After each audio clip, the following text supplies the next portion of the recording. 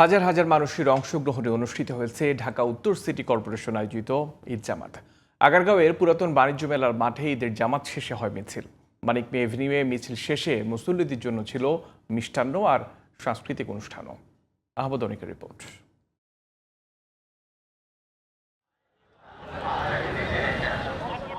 ঈদুল ফিতর উপলক্ষে প্রথমবারের মতো রাজধানীর আগারগাঁওয়ে পুরাতন বাণিজ্য মেলা মাঠে ঈদ জামাত ও আনন্দ মিছিলের আয়োজন করে ঢাকা উত্তর সিটি কর্পোরেশন। সকাল 8:30টার জামাতে যোগ দেন হাজার হাজার মানুষ। এত মানুষের ভিড়ে নামাজ পড়তেছি ফার্স্ট টাইম, জীবনে প্রথমবার, অনেক ভালো লাগতেছে। 24 পরবর্তী বাংলাদেশের জন্য এটা আরেকটা অ্যাচিভমেন্ট। ধন্যবাদ ঢাকা উত্তর সিটি কর্পোরেশন। এত সুন্দর আয়োজন, এত লোকের সমাগম, আসলে সবকিছু মিলে আলহামদুলিল্লাহ।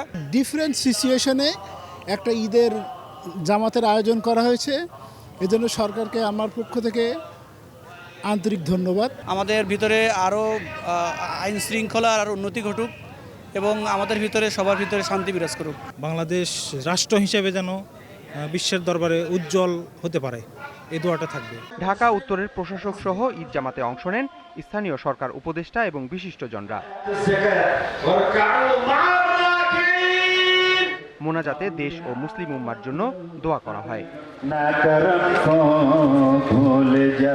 নামাজ শেষে বের হয় ঈদ আনন্দ মিছিল। উচ্ছ্বসিত নগরবাসী নাচ গান আর হৈহুল্লোড়ে মিছিলটি শেষ হয় মানিক মিয়া এভিনিউতে জাতীয় সংসদের দক্ষিণ প্লাজার সামনে। সেখানেও ছিল সাংস্কৃতিক আয়োজন। এমন আয়োজনে খুশি ঢাকাবাসী।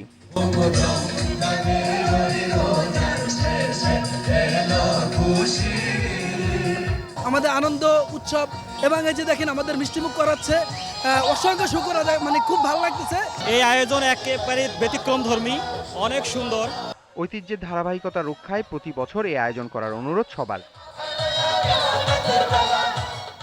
আহমদ অনিক, জিটিভি নিউজ, ঢাকা।